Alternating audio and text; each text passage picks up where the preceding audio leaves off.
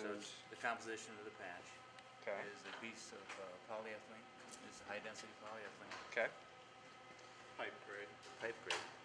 High density pipe grade polyethylene. Right. And what was developed was a piece of polyethylene foam. This is ultra high molecular weight and high density. And it's about it acts as a sponge for the solvent. And this is about 85% porosity. Okay. And that goes next to the patch back. Then what was developed was a heating element.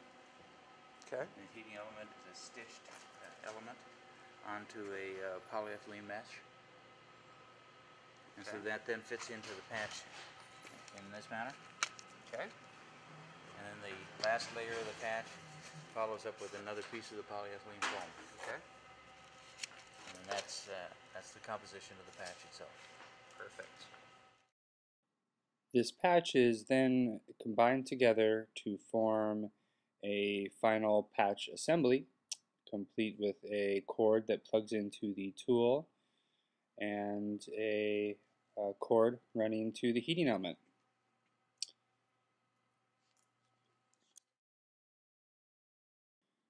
The controller is what is responsible for controlling the unit.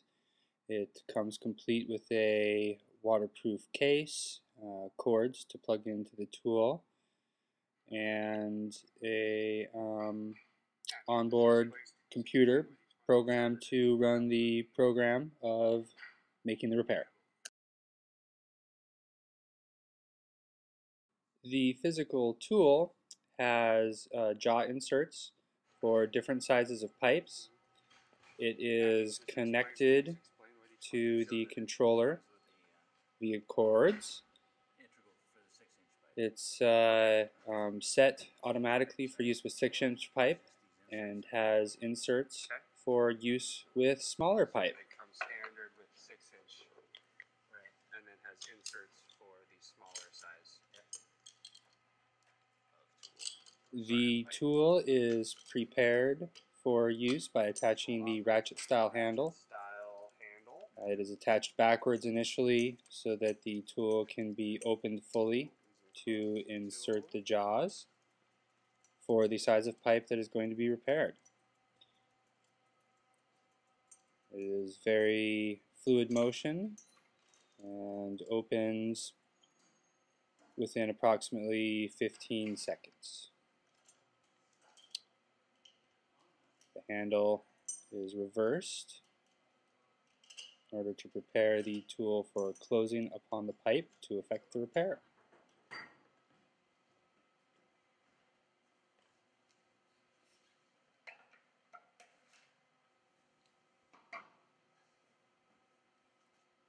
Our pipe is brought in.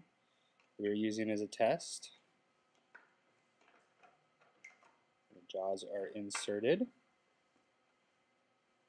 and the tool is ready for use. So now that you've seen the parts of the tool that we use, the patch, the controller unit, the tool itself, we will show you how it is all put together and works effecting repair. There's a safety plug and a power plug. If at any time the plug becomes disconnected, it will turn off power, the small red. The other cord controls the actual operation of the tool, or the operation. I guess what we need to do is we can tell them about the what's labeled as the sensors, is the RTD, and what it's doing is the temperature. Yeah, so it's a temperature sensor. So it controls the temperature of the patch. Right, basically The controller is a PLC module. It's making, so it's a time and temperature thing. The controller, or PLC module, is set up to interact with the patch, knowing the patch's size and temperature, knowing the proper time to use in melting the patch and controls the different phases of the expert tool process. Can read the rise of temperature over time. Will also record the internal temperature of the patch.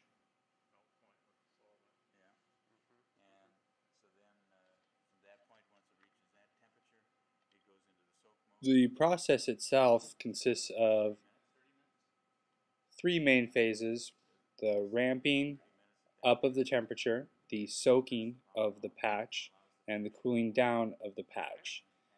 Each section takes its own amount of time. Ramping up can take 15 minutes. The soaking takes approximately 15 minutes, and the cooling down can take 15 minutes as well. There are different profiles for different sizes of patches, so time will vary depending on the size of the patch.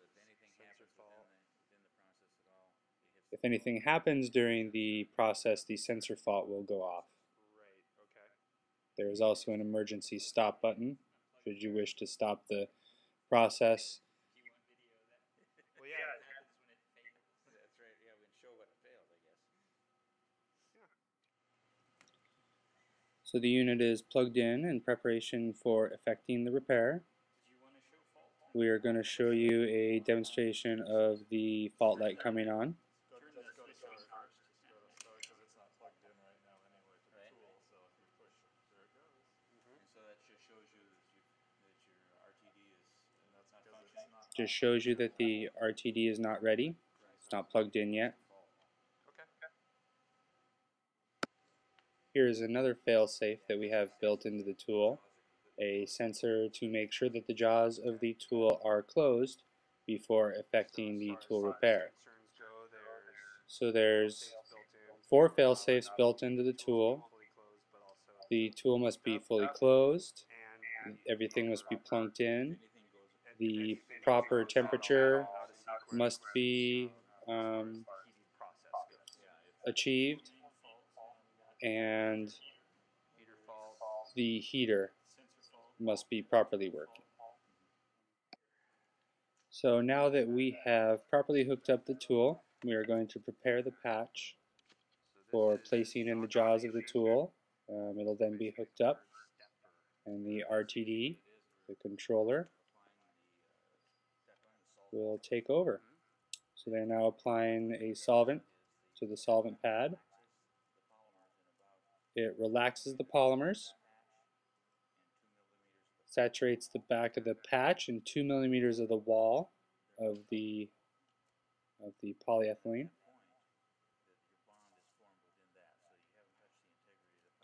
So the bond is formed within the integrity of the patch and never touches the pipe wall.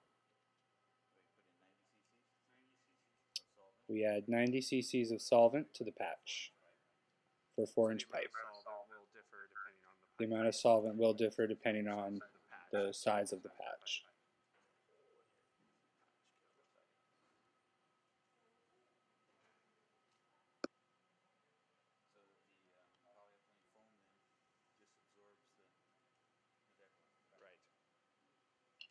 The solvent is called Declan, and the foam absorbs it and fully saturates before the next step. What does inoculation stand for? What does that mean? I guess. Okay. Solvent. This process is actually called inoculation, basically meaning to put solvent into the process.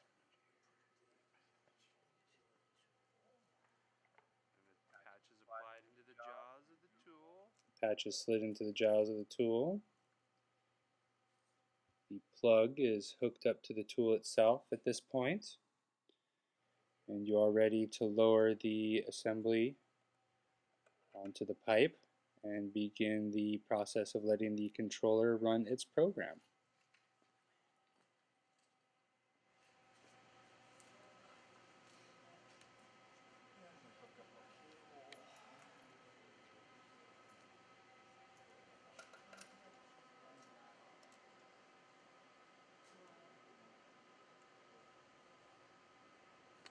Okay. then you're ready to apply the tool and patch to the pipe. Okay. So now we are ready to attach the tool to the pipe.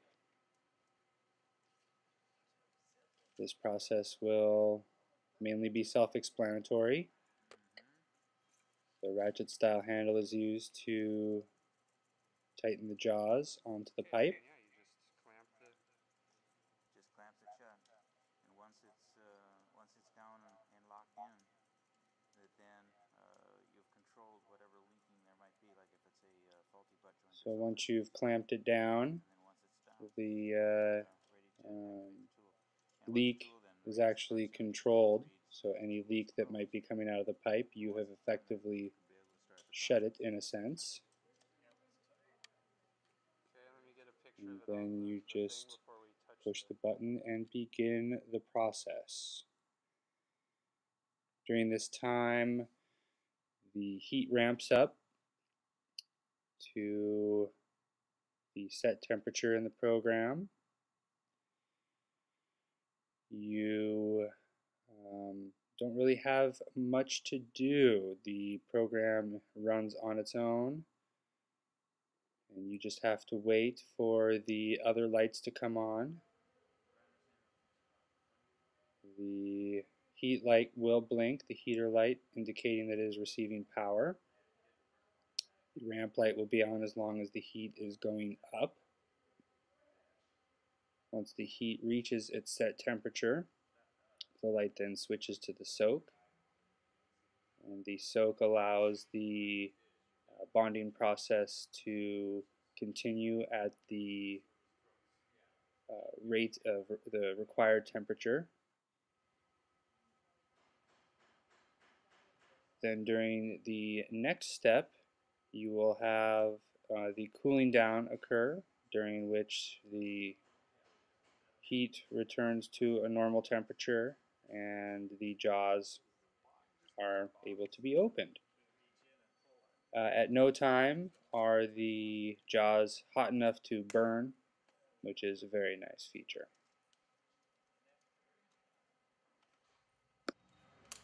And we come up here to this part. Reverse our handle.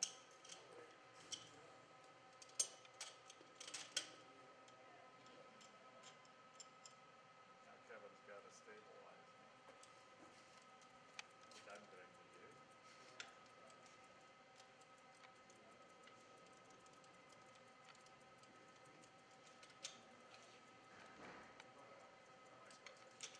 Oh, this is our test to see whether the thingy will disconnect on its own. Huh?